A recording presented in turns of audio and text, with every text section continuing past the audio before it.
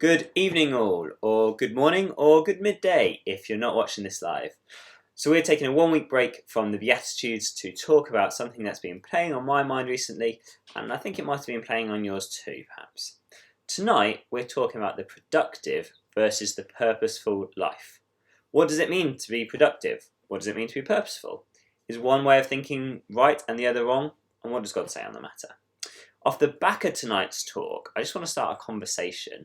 I'm going to preference it by saying I don't have a definitive answer, I don't know all the steps, and I'm going through this too, and it's hard.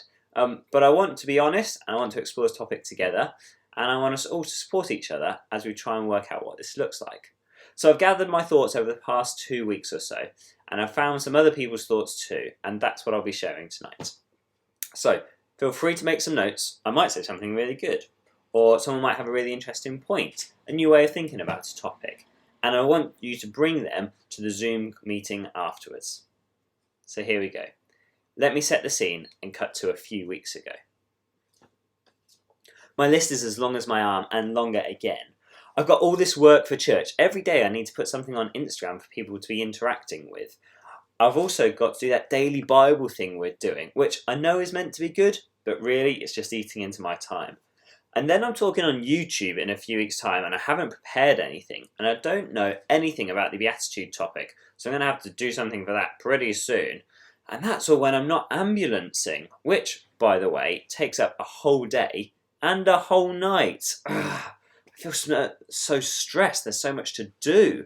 Because on top of that, there's the washing up, the cooking, the hoovering, cleaning the bedroom, tidying the bathroom. I've got to support Mary because she's got an exam. I should exercise as well.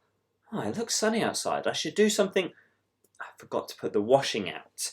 I'm ambulancing for the next 2 days and 2 nights, so I've got to do it all now, otherwise it will never happen. And yet here I am at 2 p.m, sat in my pyjamas with unbrushed teeth, scrolling through endless cat videos. I don't even like cats. I'm allergic to them. Okay, so I've only got half a day to be productive. Maybe I should just pray to be productive. No, that'll only take up time. Okay, I'll say a really quick prayer. Lord, help me. Ooh, cat gets stuck in plant pot video.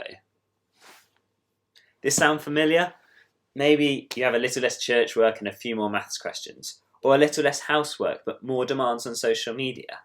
How is it that we're going out less, yet feels like we have more demands on our time? The pressure to be productive is a real one. Everyone is trying to show that they're doing stuff whilst we're at home. I'm feeling a lot of stress to do something. I feel like I should do every DIY task available, sort out the house, sort out my life, come up with 20 new business ideas whilst resting in 20 new ways, exercise my heart out with Joe Wicks and become more godly than Jesus himself. And I'm in control. Surely I can just do more. I mean, I don't even have to commute to work or school, so surely I've gained time. And if I've gained time, maybe motivation is my problem. I'm just watching too many videos on the internet and searching for too many things to buy on Amazon. I'm playing the PlayStation too much, and I definitely shouldn't have brought a Switch. But work is so uninviting. I have loads I want to do, and work is at the bottom of my list of interesting things.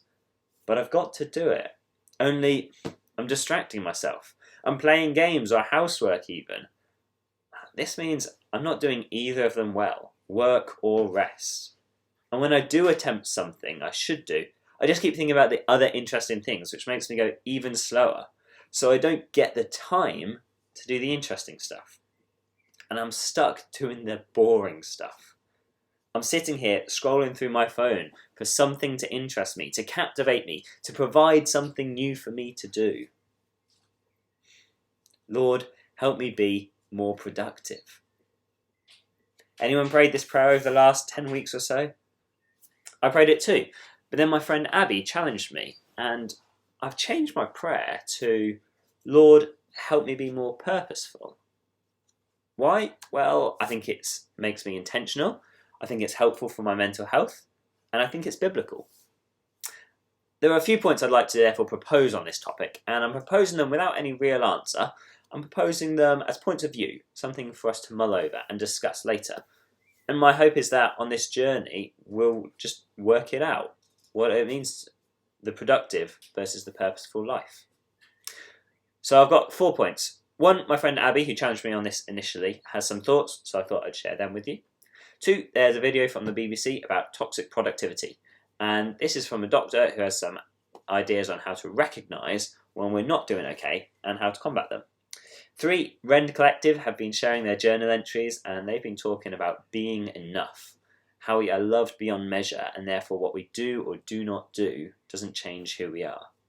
And 4, I've been reading this Bible plan called Distraction, the Purpose Killer, and I'd like to share some of their thoughts on how we can practically help ourselves in this time. So, 1, Abby's thoughts. She said this to me: productivity is about producing things, ticking things off the to-do list. I think society often overemphasises the importance of productivity.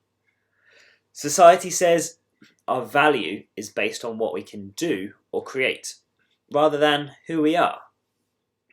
I think God doesn't have that same emphasis. He cares more about who we are. And our value comes from Him, not what we create. However, we weren't made to just be put in the world and exist. We were given purpose to create. Genesis 2:15, the Lord God placed man in the garden of Eden to tend and watch over it. We were to be fruitful and increase in number and rule over the earth. Genesis 1:28. And then God blessed them and said, "Be fruitful and multiply, fill the earth and govern it. Reign over the fish in the sea, the birds in the sky, and all the animals that scurry along the ground." Doing things, doing work, producing and creating are good things. Purpose is good. Productivity can be good too, but I think we shouldn't emphasize a value on pure productivity. Now, these are just her thoughts, so what are yours? What biblical verses can you think of that talk about productivity and purpose? Is your value based on what you create, or do you find fulfillment in achieving? Conversely, are you broken or distort?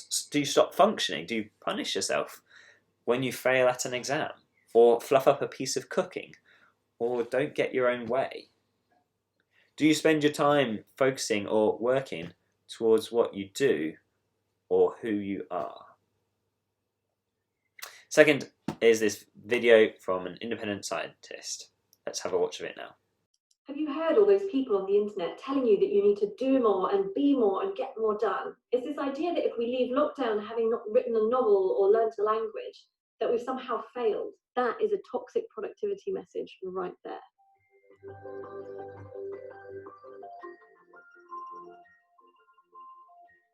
I'm Dr. Julie Smith. I'm a psychologist and I provide daily videos on psychology, mental health, and motivation across social media. Toxic productivity is this obsession with radical self-improvement above all else. And the result is that no matter how productive you are, you're always left with that guilty feeling of not having done more. Number 1 is working to the extent that it harms your health or your relationships or your general well-being. Number 2 is having relentless and unrealistic expectations for yourself so that you feel like you're constantly failing to be enough. Number 3 is restlessness. So when it is time to rest, you find it difficult to relax or difficult to sleep. We also have a wider cultural problem in our society. That pressure to be constantly available online, on social media, means that the world has an almost constant view into our lives. And that compounds that pressure to appear a certain way to family, friends, or potential employers. We are bombarded with adverts every day that encourage us to measure our self-worth based on our productivity. If companies can get you to obsess about maximizing your productivity, then they can sell you a whole host of products that you don't need. Number 1 is recognize that you are a human being just like the rest of us, and you are enough as you are today. Without top exam results, without a flash career, without a new designer outfit, you are enough as you are today. Number 2 is recognize that self-care is not an indulgence. It is essential for good physical and mental health. Sometimes human beings just need to rest. And number 3 is have some non-negotiables on your self-care list. Certain things that no matter how busy you get, you always do. Maybe you always make time for lunch, or maybe you always keep to your exercise routine. Do those things and your mental health will thank you for it. Ultra productivity and laziness are not the only options here. This is a really difficult time for lots of people. So go easy on the self-criticism. Try talking to yourself with encouragement, support, and kindness, the way that you would talk to a friend who is feeling that way. This is not a productivity contest. If we can find a balance between doing some meaningful activity and self-care, then we are doing enough. So what is that one thing that you could do right now to help you feel better? Well, you could choose joy. So you pick one thing to do for no other reason than you might enjoy it. So when you make your to-do lists, you add on things that you do just for pleasure. When the world feels overwhelming and you're not sure what to do or how to feel, choose joy. Just to recap, signs of toxic productivity. Working to the extent that it harms your health or relationships. Working with relentless or unrealistic expectations of yourself. And feeling like you're constantly failing at being enough. Feeling restless. And how to counteract this toxic productivity? You are enough as you are today. Self-care is a necessary thing, and putting non-negotiables on a self-care list will help create joy. Like Dr. Julie said, go easy on self-criticism, like you would with a friend. Be kind to yourself. This time, this life, is not a productivity contest. We need to balance between doing meaningful activity and self-care. And it's okay to choose joy. Do you notice the signs of toxic productivity within yourself? What are your opinions on how to counteract that? Or are you spending too much time counteracting toxic productivity that you're not producing anything at all? Point 3. This video clip is from Wren Collective. Youre Enough. I don't know about you, but my inbox gives me anxiety right now. And the weird thing is that the subject lines that are causing me the most anxiety, I think are the ones that are meant to be the most helpful. I'll give you a couple of examples. 5 ways to grow your business during lockdown. Commit yourself. Adapt and overcome. Here's your quarantine reading list. Spend this season soaking in the Word. There's nothing wrong with any of this stuff. In fact, actually, it's all really admirable. Maybe you find it life-giving and it breathes life into you, and if so, feel free to completely ignore this and just get on with crushing your life and smashing your goals and whatever else you're doing. You're a winner. We're behind you 100%. We're cheering you on. But maybe you're like me and you find all this pressure to maximize and capitalize, to thrive and to flourish, to rise above and to conquer all of the adversity that's in front of you. Maybe you find that really exhausting and overwhelming. If that's the case, this message is for you. You are enough. Not the ideal version of you who's lost those extra pounds, started an online company and perfectly nailed the keto diet and read the entire Bible in a week while you were fasting. You, right now, the present tense you, in all your magnificent imperfection, very possibly still in your pajamas well into the afternoon, like I am. You are enough. That's what it means to live in light of the finished work of the cross. The essence of grace is that we believe that God is not weighing us down with unmet expectations or piling pressure on our shoulders. He's carrying our burdens. He's not creating them. He says, "Come to me, all you who are weary and burdened, and I will give you rest. Take my yoke upon you and learn, for I am gentle and humble in heart, and you will find rest for your souls. For my yoke is easy and my burden is light." That's from Matthew 11.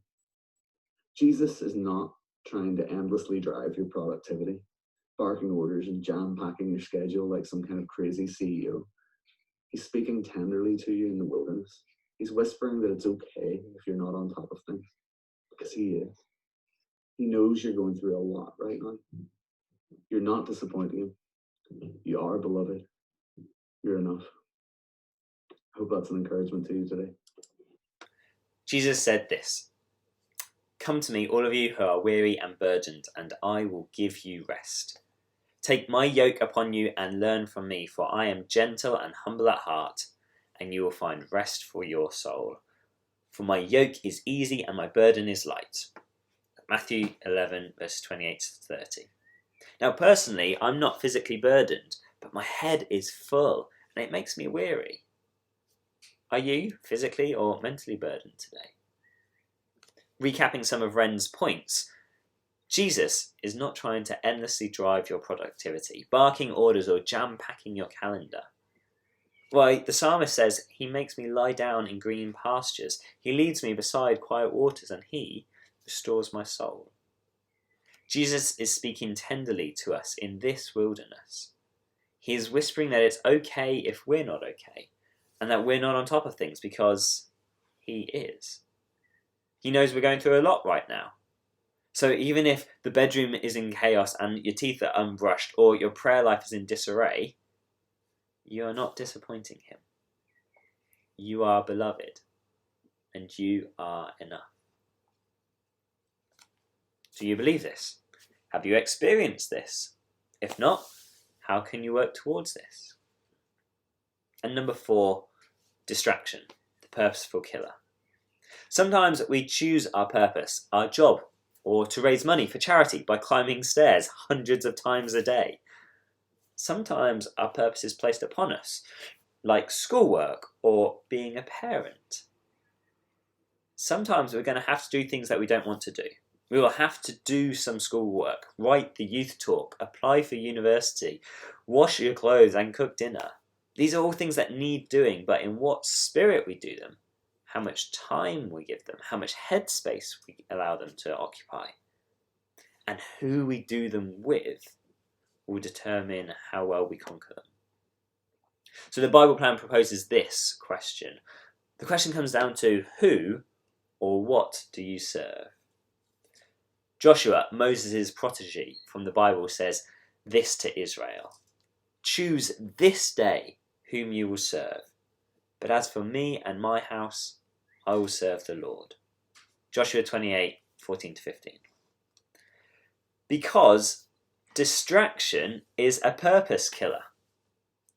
One won't fulfill one's purpose to the fullest extent if we get distracted. And I'm the worst for it. Remember, PlayStation, cat videos, house chores, all distract me. Why, even when I was writing this talk, I stopped and played a game on my phone for 2 hours. Okay, it was 4 hours, and it was really hard to remain focused on writing this. But go easy on yourself. For even the best heroes get distracted. Take these biblical characters. David was distracted by pleasure, Abraham by fear, Martha by good, helpful chores, Paul by pain. A distraction is just anything that pulls us away from God and his path. It can be worries of life, church, youth commitments, school, home, sports club, volunteering, the list goes on. And Jesus had the same. Well, to some extent. People were crowding around him, wanting his attention, wanting his time. And yet he still made a different time to go and speak with God daily, to be reminded of his purpose. Sometimes we have earthly purpose, helping people, like ambulancing or food bank. Sometimes it can be being a friend and welcoming people. Sometimes it can be being creative, songwriting, or picture drawing. Shout out to Betty Sketch, who's doing all of that on her SD page. Whoop whoop! But we can also have a heavenly purpose, to be known and loved by God, and equally to know and love God.